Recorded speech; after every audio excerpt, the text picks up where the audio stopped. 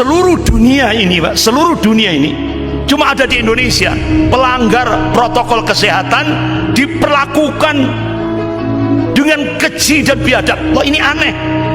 Yang merubah dasar negara PDIP, yang merubah ketuhanan yang Maha Esa dirubah jadi ketuhanan berbudayaan PDIP, yang koruptor, sarang koruptor PDIP, yang jadi buron, koruptornya jadi buron itu juga dari PDIP, yang melakukan makar terhadap Papua itu Penny Wenda, tapi yang dibubarkan FPI. Masuk akal enggak?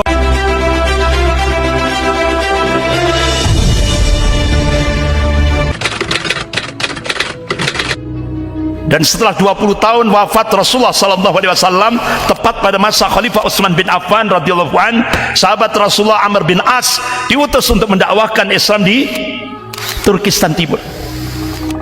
Nah, ternyata di sana sudah ada teknologi kertas, sehingga akhirnya Khalifah Utsman bin Affan radhiyallahu an mengambil satu policy kebijakan kodifikasi Al-Quran, pembukuan Al-Quran. Ini dampak daripada dakwah yang dilakukan oleh sahabat Rasulullah. Sa'ad bin Abi Waqqas kalau tidak salah, bukan Amr bin As. Sa'ad bin Abi Waqqas kalau tidak salah. Makanya di kawasan Turkistan Timur itu ada masjid yang umurnya 1274 tahun umurnya. Tapi begitu komunis bangkit langsung dicaplok Turkistan Timur, dirubah namanya jadi Xinjiang. Nah, di sana umat Islam namanya umat Islam Uighur. Itu 5 juta suami-suami umat Islam itu dimasukkan di kamp-kamp tahanan. Istrinya disuruh tetap di rumah, anaknya diambil untuk dididik di kamp-kamp tahanan.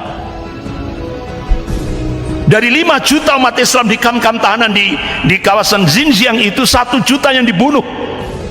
Dulu videonya sudah saya tayangkan.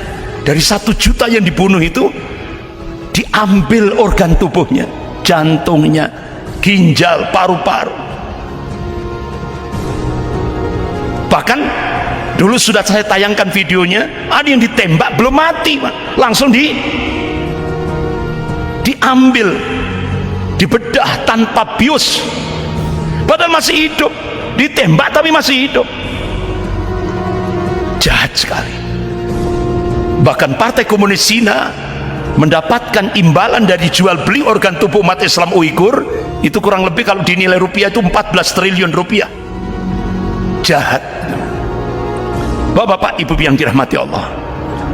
Kemudian India, Perdana Menteri India memerintahkan untuk melakukan genosida, pemusnahan massal kaum muslimin yang ada di India. Dulu videonya sudah saya.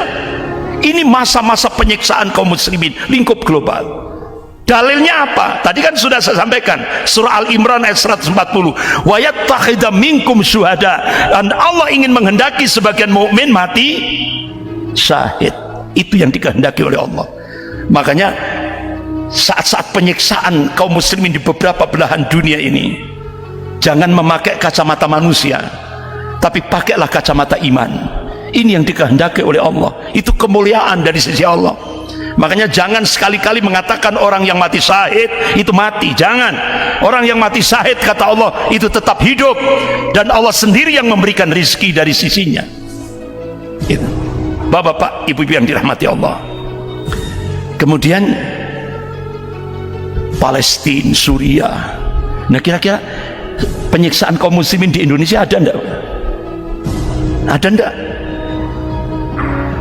Ada. Di tengah-tengah mayoritas muslim di Indonesia, ya kan? Ketika kita memasuki era Nasakom jilid 2, memasuki Nasakom jilid 2 ini, berapa umat Islam di Indonesia yang jadi target untuk dibunuh? Di Indonesia juga ada. Ya, makanya Nasakom jilid 2 ini kan, kalau dulu nasionalisnya PNI, agamanya NU, terus komunisnya PKI. Kalau sekarang nasionalisnya PDIP, agamanya Islam Nusantara, kemudian komunisnya PKI Perjuangan. Ini Nasakom Jilid 2. Bahkan yang kita saksikan, bapak-bapak ibu yang dirahmati Allah, saya kira gambar ini nggak usah saya terangkan, saya kira ini sudah kita saksikan seperti ini. Gambar saja. Ini Nasakom Jilid 2, membuka hubungan pada Israel, Yahudi dan Nasrani, Vatikan. Ya, bapak-bapak, ini gambar-gambar saja. Saya kira bapak ibu semuanya paham. Ketika pertama mulus, karena di sana ada Stan Greenberg, orang Yahudi cukup militan yang paham betul situasi Indonesia. Nah, begitu masuk periode kedua, berapa korbannya yang di depan Bawaslu itu? 897 kaum muslimin yang luka-luka akibat tembakan dan pukulan. 897 orang, 300 lebih yang disiksa di penjara, disiksa di dalam penjara. 52 orang hilang sampai hari ini. 10 syahid, 3 diantaranya anak SMP. 3 diantaranya anak SMP, salah satunya namanya Harun Al-Rashid. Itu dibantai 10 brimob, anak SMP. Itu videonya kan viral, disaduk, diinjak, hantam pakai balok kayu, kepala yang dihantam dengan popor senjata. Bahkan jasadnya diketemukan di selokan. Itu seorang relawan mencoba untuk mengangkat jenazahnya itu dipegang kepalanya, batoknya sudah hancur, Pak. Tempurungnya sudah hancur.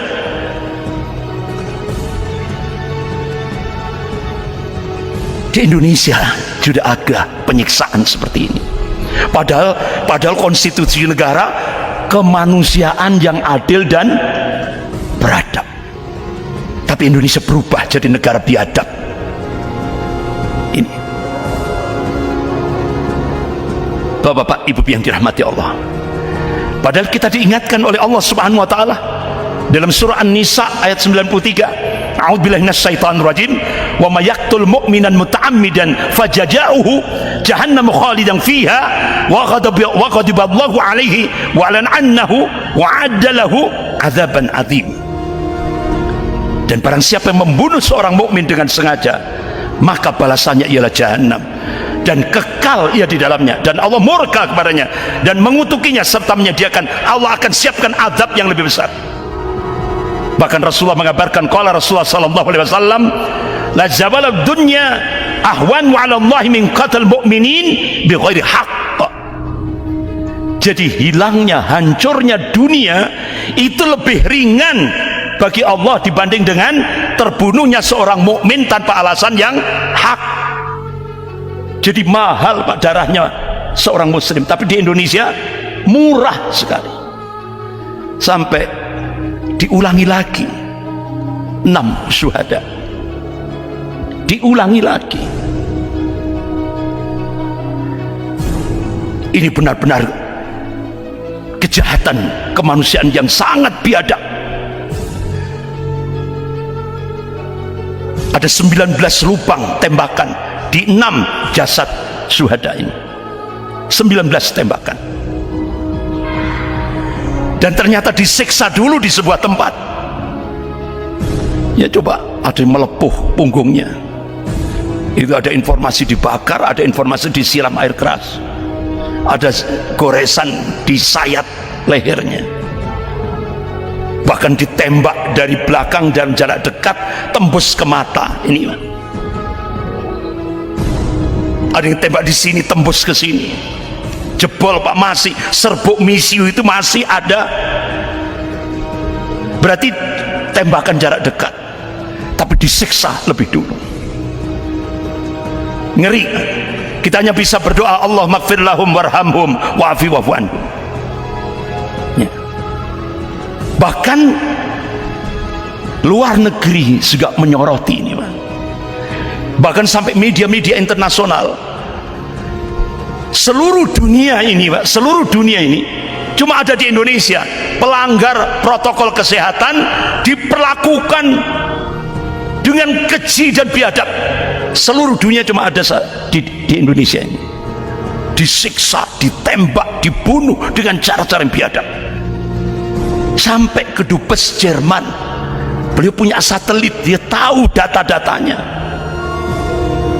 Bahkan Dr. Len Wilson, ini dosen senior di Murdoch University Australia Barat, diprihatin kenapa Indonesia berubah jadi negara biadab terhadap rakyatnya sendiri. Bahkan sampai umat Islam Amerika minta meninggalnya 6 laskar FPI diusut tuntas. Jadi ini seluruh dunia, begitu juga negara-negara Timur Tengah, biadab sekali. Bapak ibu yang dirahmati Allah, akhirnya rezim panik sehingga rest area kilometer 50 ditutup untuk selama-lamanya untuk menghilangkan jejak. Bahkan akhirnya bapak ibu yang dirahmati Allah, yang terjadi sampai Komisi 3 DPR RI Pak Muhammad Syafi'i, negara tidak boleh kalah dari oknum polisi pelanggar hukum. Bahkan sampai dosen kepolisian dari UI ini, dia kecewa, kok ini semakin biadab seperti ini. Bapak ibu yang dirahmati Allah, bahkan Kontras sudah mengatakan ini pelanggaran HAM berat. Bahkan jurnalis investigator sudah melakukan itu. Jadi ini semakin jelas keterlibatan operasi intelijen delima dalam pembantaian 6 syuhada ini. Bapak ibu yang dirahmati Allah, jadi ini praktek-praktek komunis, ini sejarah berulang lagi ya. Bahkan bapak ibu yang dirahmati Allah, ini aneh, yang merubah dasar negara PDIP, yang merubah ketuhanan yang Maha Esa dirubah jadi ketuhanan berbudayaan PDIP, yang koruptor, sarang koruptor PDIP, yang jadi buron, koruptornya jadi buron itu juga dari PDIP, yang melakukan makar terhadap Papua itu Benny Wenda, tapi yang dibubarkan FPI. Masuk akal enggak? Jadi aneh. Jadi ini perlu tes akal sehat. Jadi kalau 6 jenderal pada masa peristiwa G30 1 Oktober itu kan, G30 SPKI, kemudian malamnya 6 jenderal dibunuh oleh PKI yang dibubarkan. Nah sekarang aneh, 6 anggota FPI dibunuh, yang dibubarkan FPI. Masuk akal enggak itu? Ini kita perlu tes akal sehat. Jadi kita ini dipaksa untuk jadi dungu. 2 ditambah 2 dipaksa untuk jawabnya 6 ya, dipaksa, padahal 2 tambah 2 itu 4. Tapi sekarang kita dipaksa untuk seperti itu. Astagfirullah. Gusti Allah mboten sare. Rasulullah mengingatkan, qala Rasulullah sallallahu alaihi wasallam, ittaqu dzulman fa inna dzulman dzulumati yaumil qiyamah. Takutlah kalian akan kezaliman, karena kezaliman itu bisa membuat gelap nanti di yaumil qiyamah. Bahkan Rasulullah perintahkan, qala Rasulullah sallallahu alaihi wasallam, unsur akhaka dzaliman aw madluman. Tolonglah saudaramu baik yang berbuat zalim maupun yang dizalimi. Sahabat tanya, ya Rasulullah, bagaimana cara menolong orang yang berbuat zalim? Cegah kezalimannya. Sementara yang dizalimi bantu, karena Allah perintahkan wa ta'awanu 'alal birri wat taqwa. Sekian, lebih kurangnya saya mohon maaf. Astaghfirullahaladzim. Subhanakallahumma wa bihamdik, asyhadu an la ilaha illa anta, astaghfiruka wa atubu ilaik. Wabillahi taufiq wal hidayah. Wassalamualaikum warahmatullahi wabarakatuh.